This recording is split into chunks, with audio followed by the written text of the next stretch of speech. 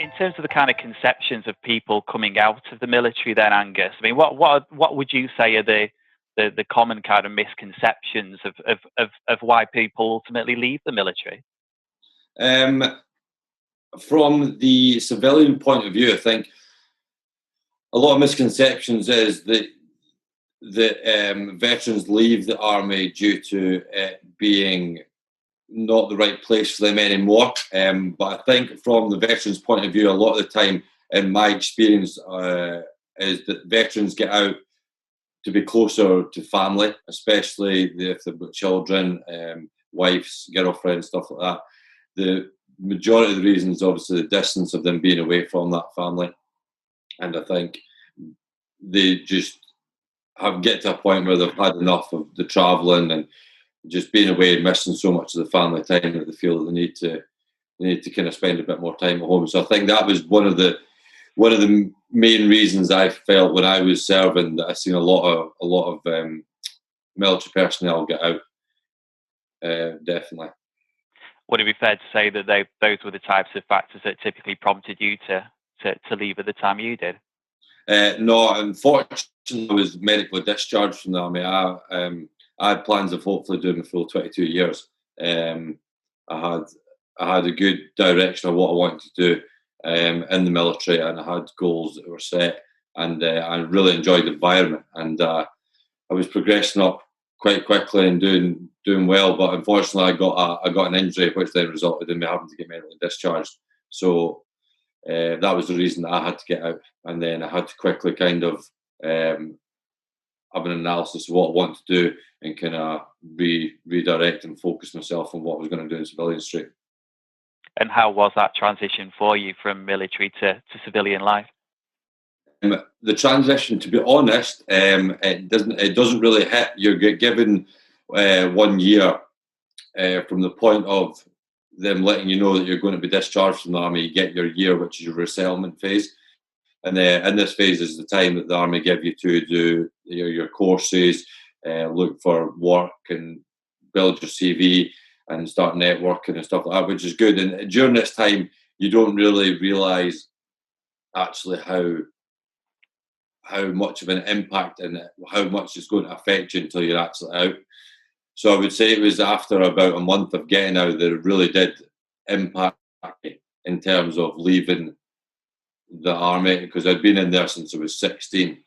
So it was quite a big shock, and it took quite a while to kind of adjust myself to civilian life. And I would say I've only just started adjusting myself now, and that's been 1.5 years since I got out. And what sort of guidance were you initially provided with, Angus, when you embarked on when you initially embarked on that journey? Then, you know, were you given any advice? So you get put into a program which is a career transition partnership. It's to do with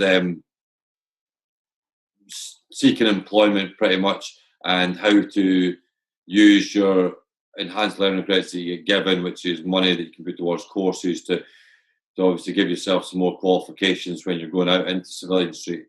I think it's not very well structured for people getting out, just in terms of because they don't understand the actual reality of it.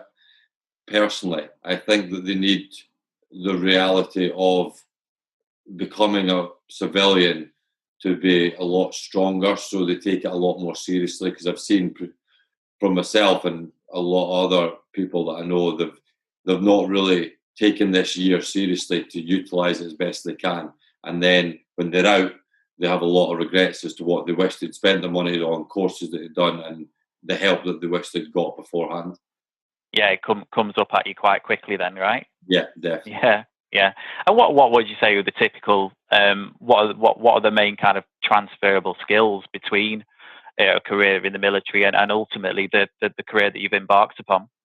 Personally, I would say that within the army they use very good core values, which can be transferred from the military to any job. Doesn't matter what they're doing. It could be kind of lawyer or banker down to anything. But these core values are brilliant at bringing over just punctuality, discipline, integrity, selflessness. All these values are instilled in the army since the day that they first join, right through to the day that they leave.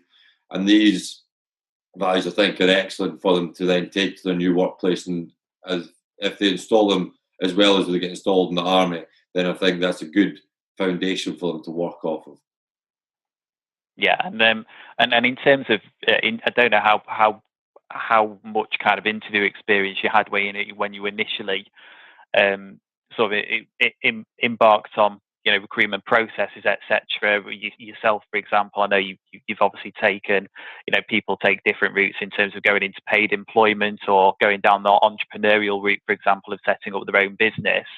Yeah. And I suppose you kind of pick up experience quite quickly through going through those processes, don't you? Both from in interviewing other people and also interviewing yourself. What did you find from from meeting people initially, and what were the kind of key challenges that you found actually specific to the actual actual kind of interviewing processes, or setting up partnerships, or going about kind of setting up in those kind of early days? Is there anything you could pinpoint as being particular challenges that you just hadn't have potentially foreseen originally? And in regards to me getting interviewed by employers. Yes. Yeah. So I would say it's a bit of a culture shock. Just because you're not really used to laying yourself out like that, because you do icebreakers and stuff when you initially join the army, and you use a lot of personal development stuff, but I would say it's a completely different personal development to what is used in civilian street. And I think that it's hard to try and actually think about how you can transfer all your military experience and qualities over into a civilian role, so you can then promote yourself as best you possibly can in an interview. But again, it's all about preparing yourself as best you can for the interview that you're going to be getting, and it's down to yourself really, about rehearsing and just doing the basics, I would say. Yeah, and I suppose a lot of the experience is entirely subjective in nature as well, isn't it? I mean, I'm very certainly from my perspective, on the as the third party recruitment consultant, thankfully, a lot of our clients are coming away from very kind of rigid kind of structures in terms of setting like competency based interviews, for example, which again is I would suspect individuals leaving the military profession, for example, would probably struggle with that type of structure to begin with, just simply because it's very, very different to the where we've kind of evolved to, in the fact that a lot of the interviews are a lot more culture led now and a lot more values led, which actually in a lot of ways I think will probably play into the hands of people coming out of the military profession, for example. But again, it purely depends on the type of steer you've had before that process, and I suppose ultimately what your recruitment consultant or an HR contact is telling you, really. I suppose that's kind of evolving by the day. Yeah, no, definitely. It's something that I think should maybe be focused on a lot more in the resettlement period, just to make people aware of what they need to do or what they're going into. I think it should definitely be focused on a bit more. Is there anything in particular, Angus, you think prospective clients and employers could do to make processes a little bit more friendly to ex-military people? Personally, I would say it's employers could look at it more into what military people have done rather than what they need them to do for them, in terms of maybe be a bit more aware of what people go through in the military and what they're taught in the military, what their values are, just all these points, so that when they're interviewing ex-service personnel, they can relate to them a lot better, saying that, well, we need this, that, and the next thing, and we know that you've been taught this already, and it kind of would put people a lot more ease, and make them feel a bit more worthy in the position that they're going for, I would say. Yeah, I suppose ultimately focusing on their experience first and foremost, and asking them to bring that to life. Yeah, I and suppose, and there's plenty of ways in which we can do it. Yeah, absolutely, absolutely. So I suppose in terms of talent pool, then, how important do you view it for people to have a diverse talent pool? Oh yeah, it's huge. It's I think ex-military can bring a lot of experiences. They can bring a lot of experiences to the party that are maybe completely different to what civilians would normally encounter, but they can use these experiences in a good way to maybe deal with problem solving and to deal with team leading and to whatever the situation is. But I think military personnel have got a very different but very good experience that they can then try and transfer across, I would say. I think one of the things that my client base in the financial services sector bemoans on quite a regular basis, Angus, is the fact that that pure kind of instinctive kind of entrepreneurialism, certainly from people that go through more conventional grad schemes following university, for example, is it is almost kind of knocked out of people quite quickly.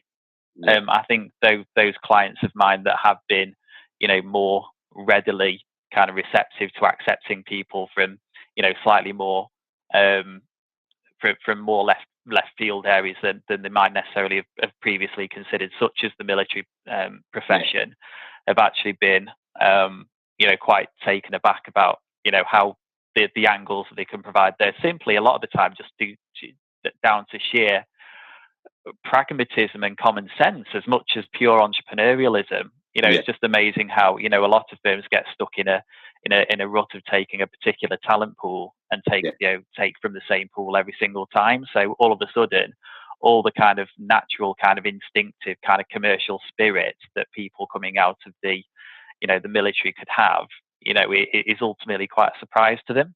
I always find that quite interesting, for sure. So just in terms of, I suppose the kind of the main industries that you observe, sort of ex-military personnel falling into, there does seem to be some trends there. Then, do you think there's some areas that, are potentially, are maybe kind of underserved from, that could suit military personnel quite well? I would say there's quite a lot of regular professions that I would say ex-military is going to be that. If it's a trade or security, or depending on your position, maybe in the military, maybe something a bit better, maybe up in finance or business or something like that. But I would say there's definitely a set pattern of ex-military and veterans coming out and going to. I would say from where I am, all the veterans around my area, I would say 90% of them are all in trades. And I'm not sure if that's because it's more hands-on learning, which I know a lot of military are. They're a lot more hands-on learning rather than visual or audio or kinesthetic. But I think maybe stuff that they can use their hands-on approach that they've learned maybe in the military is maybe a little bit more appealing than to go back to the academic kind of side of things, maybe. It's an interesting point you make, and particularly with regard to, as you say, 90% isn't isn't an unreasonable estimate about people going into trade, and I think what's certainly an observation from my point of view, perhaps, is maybe it's for organisations to be more proactive headhunters and actually not expecting people from these professions that have just landed in those professions to maybe go and think outside the box and come to them. But actually, is there is there actually a talent pool here of people that have just by default sort of gone into one of these trades just because they are seen as more hands-on? Is there actually a rich pool of people that, you know, firms can actually proactively go and tap into? You know, has that truly been tapped? I think that's an interesting, an interesting conversation to have. Personally, I honestly think within the army, so the business that I've started just now is all to do with motivation, leadership, coaching, and it's specifically targeting people that need that. And that's something I think that it could be utilised a lot more. Like, the army is massive on the promotion courses, the training you go through in your promotion courses. And at the end of the day, I would probably say that the army are one of the best in the world at leadership, because they know how to do it, they know how to influence people, and they know how to get what they want out of people. And I honestly think that in terms of the bigger scale of things, I think that motivation, leadership, teaching and training, I honestly think that that's something that is very transferable from ex-military, personally. Yeah. And finally, what sort of overarching advice would you want to give to any ex-veterans that are currently looking for civilian employment? You know, what's the first kind of piece of advice you'd want to give them? Main piece of advice would be to not underestimate it and not be naive. I think with myself, and especially with a lot of other people that I know, they've came out of the military and thought, oh, it'll be fine, or oh, it'll be okay, I'll do this, or I'll do it, or I'll work for a mate here, or I'll work for a mate there, which is all fine in regards to maybe the first 6 months or first year when you get out of the military. But long term, that's probably not the best way to look at things.